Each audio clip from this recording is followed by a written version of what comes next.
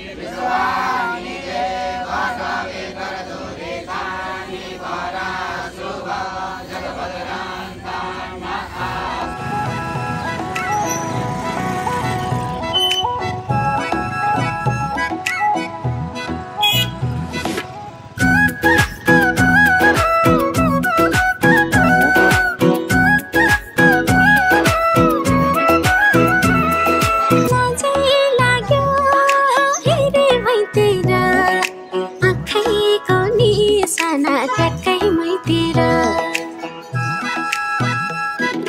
लाजै लाग्यो हेरे भैतिर आँखैको निशाना ट्याक्कैमैतिर कश्मीरे पछ्यौरी दार्जिलिङको दिल तम्सैला पिरती 2 दिन बाँचुन्जेल कश्मीरे पछ्यौरी दार्जिलिङको दिल तम्सैला पिरती 2 दिन बाँचुन्जेल तम्सैला पिरती 2 दिन बाँचुन्जेल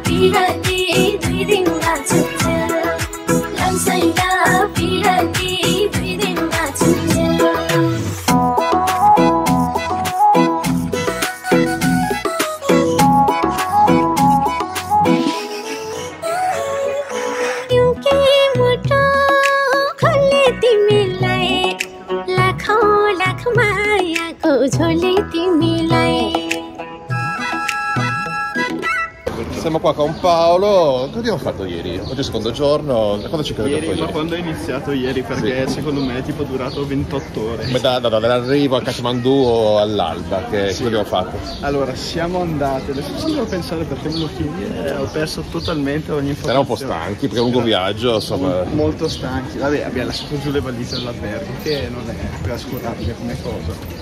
E poi siamo andati a visitare un po' tutta Kathmandu e abbiamo visto il tempio delle scimmie, le scimmie, protagoniste di questo tempio. Sopra la collina fatta con la bella camminata con le scalini. Molto bello, abbiamo visto un sacco di templi, perché qua è pieno di templi. 3000 navallato, diceva la guida. Esatto. E poi andati a vedere la Kumari. La Kumari, cos'è la Kumari? Vero, la Kumari, questa dea bambina che viene scelta a 10 anni. Sì, con modo. Adesso è una bambina che non deve avere paura di nulla, da far entrare con altre bambine dentro una stanza con delle. A quanto pare delle teste mozzate di bue. E se appunto non si scandalizza viene scelta come educata da monaci, bambina, inchiusa. Ed esce dopo le 4 del pomeriggio, esce, saluta. Esce, saluta e appunto è molto rispettata, molto venerata. Sì, è stata un'esperienza. E poi pranzo, cena. Forse qua non bisogna fare TikTok. Grazie. Prego. Siamo qua col mio compagno di camera oggi e ieri, Stefano da Genova. Cosa abbiamo fatto stamattina? Allora, oggi ci siamo compenetrati nel contesto animistico mistico locale. Dai, sto iniziando a trovare la mia dimensione. Dai, sono... Questa è la parte spirituale del gruppo, diciamolo, essere quello che è più profondo, che è più serio, sì, più... Senz'altro. Oh, Effettivamente... stamattina abbiamo un po' fatto colazione alle 6:30, perché? Cosa c'era alle 7? Alle 7 dunque c'era la pulizia, no, alle 7:30 c'era la pulizia del Buddha, è una statua locale di dimensioni elevate, dove c'è tutta una serie di monaci e altri operatori del genere che procedono a un lavaggio come se fosse, diciamo, un essere umano, lo puliscono, diciamo, in una maniera più accurata possibile. E poi tutto intorno c'è tutto un corredo di persone tipiche di quelle che sono dai templi, che sono da chi mendica un aiuto a chi professa la fede. Ci sono le scuole per i mini monaci e poi ci sono i cialtroni come noi che vanno a fare le foto.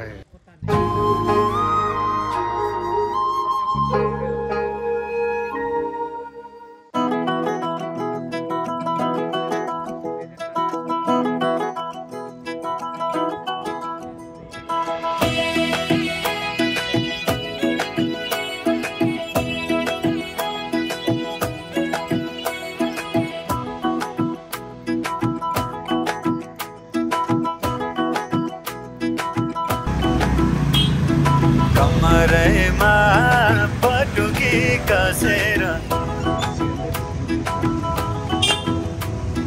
मुसु मुसु हाँसेकी बसेर कमरेमा पटुकी कसेर मुसु मुसु हाँसेकी बसेर रुको मै कोटा रुको मै कोटा रुको मै कोटा रुको मै कोटा रुको मै कोटा आँखा नि राम्रै हो पर्ने ओठा ए आँखा नि राम्रै हो पर्ने ओठा तिम्रो पानीका छडा सेतै छ मान्छेको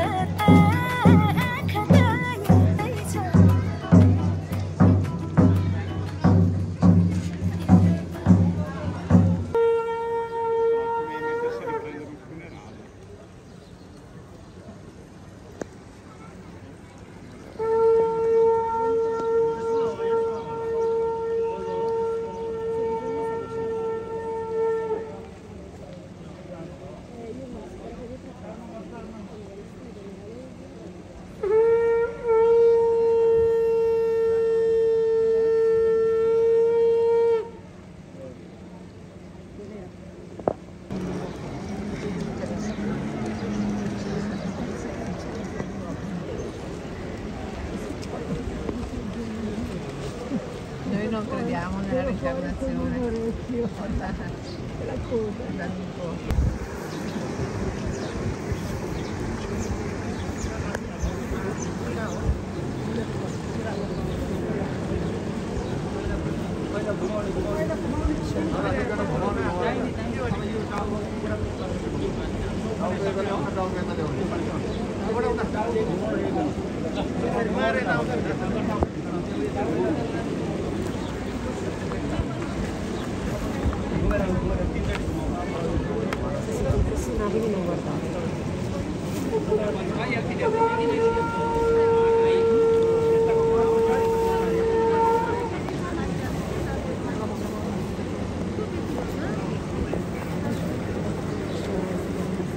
C'è una pulizia di quello,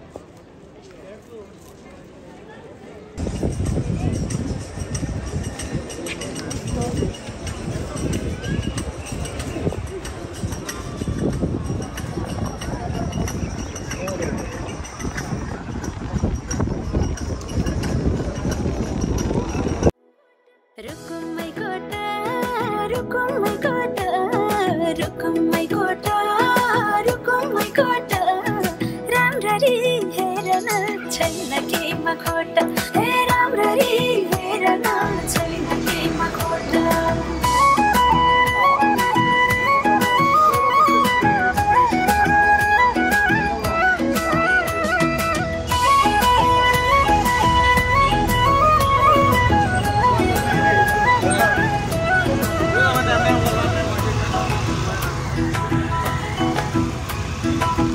कति गरौँ तिम्रोमा बयान गर्दै अब बेलैमा कल्याण कति गर्छौ बयान मुखले आँट गरेर राख्नलाई सुखले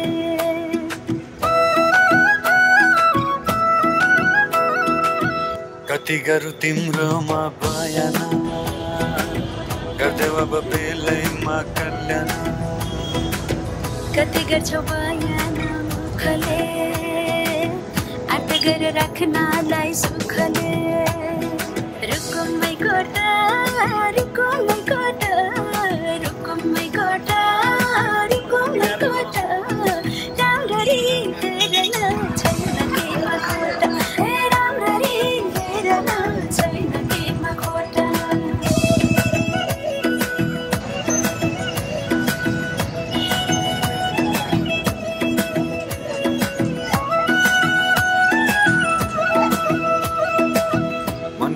आजै नै खोलिदेऊ लाज लागे आँखैले बोलिदेऊ मनको कुरा पढन आँखमा पोखे मैले गीतैको भाकैमा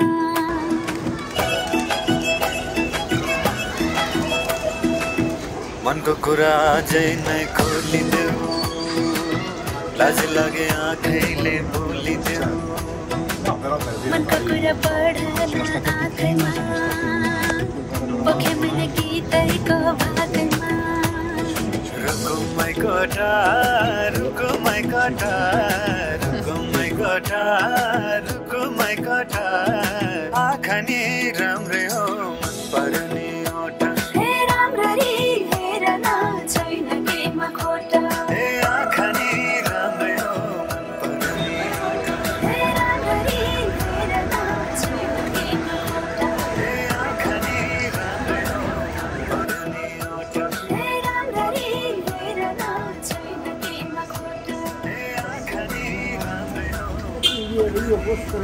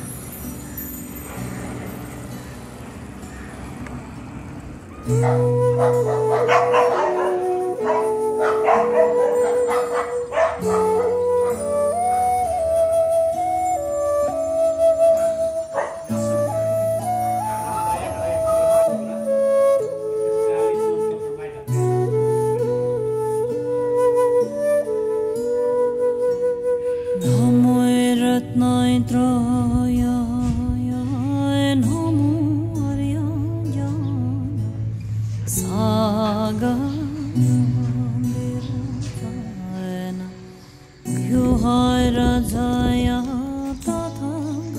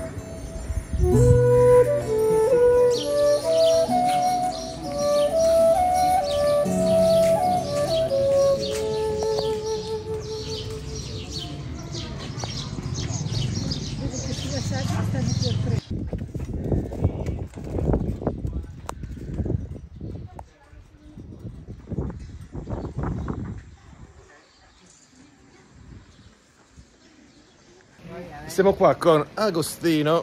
Che abbiamo fatto ieri e oggi? Faccio un riassunto breve. Oggi è il terzo giorno, siamo al pomeriggio. Cosa abbiamo fatto ieri sera e stamattina? Abbiamo fatto tanta roba in realtà, tanta roba. Faccio il riassunto in 30 secondi. Abbiamo girato tanti templi, abbiamo visto tanti stupa.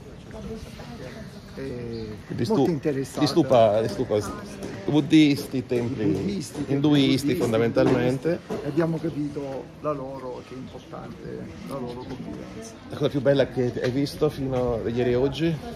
La cosa che ti ha colpito? Ieri abbiamo visto i sacrifici degli animali induisti. Oggi siamo andati nella circolarità di strada da Kathmandu per vedere alcuni templi nelle montagne. C'è qualcosa che ti ha colpito in particolare? La loro credenza.